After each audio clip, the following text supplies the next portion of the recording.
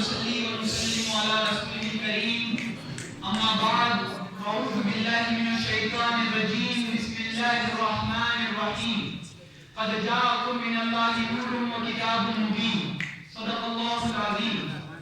نہ خیرت کی روشنی تھی نہ جنون کی آگ بہی تھی، نہ خیرت کی روشنی تھی نہ جنون کی آگ بہی تھی. تیری رہبری سے پہلے یہ جہاں جہاں نہیں تھا، تیرے آستا سے پہلے کوئی آستا نہیں تھا. یہ وہ زمین تھی جس کا کوئی آسمان نہیں تھا.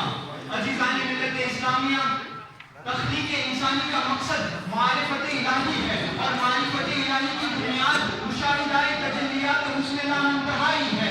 اسی مقصد عظیم کے تصور نے انسان کو انتہائی حیرت میں مبتلا کر دیا. وہ ایک ایسے ضعیف و نادار مسافر کی طرح حیران تھا جیسے کروڑوں میل کی دشوار گزار راہیں درپیش ہو اور منزل مقصود تک پہنچنے کا کوئی ذریعہ اس کے پاس موجود نہ ہو. وہ عالم حیرت میں زبان حال سے یہ کہتا تھا کہ یا الہی تیری معرفت کی منزل تک کیسے پہنچوں؟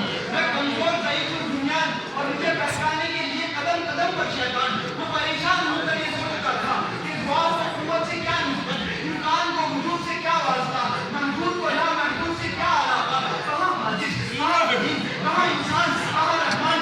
انسان اسی کش و کش میں مبتلا تھا کہ اللہ نے اس کی دستگیری فرمائی اور بھیجا تو کسے بھیجا؟ عالم ہستی کے ایجاد کے باعث کو بھیجا. کسے لیل و نہار جان اللہ بھیجا. بانی کعبہ کی دعا ابن مریم کی بشارت کا ظہور ہوا. کائنات کے وجود کے تمام الجھے گیسوں کو سنوارنے والا، تمام جہانوں کے بگڑے نظاموں کو سدھارنے والا، وہ نبیوں میں رحم پانے والا، مراد غریبوں کے پر لانے والا، فقیروں کا ماوا، ضعیفوں کا منجا، یتیموں کا والی، غلاموں کا مولا، سند الاشقیاء، اشرف الانبیاء، حبیب کبریا. بھیجا تو کسے بھیجا؟ محمد مصطفیٰ کو بھیجا.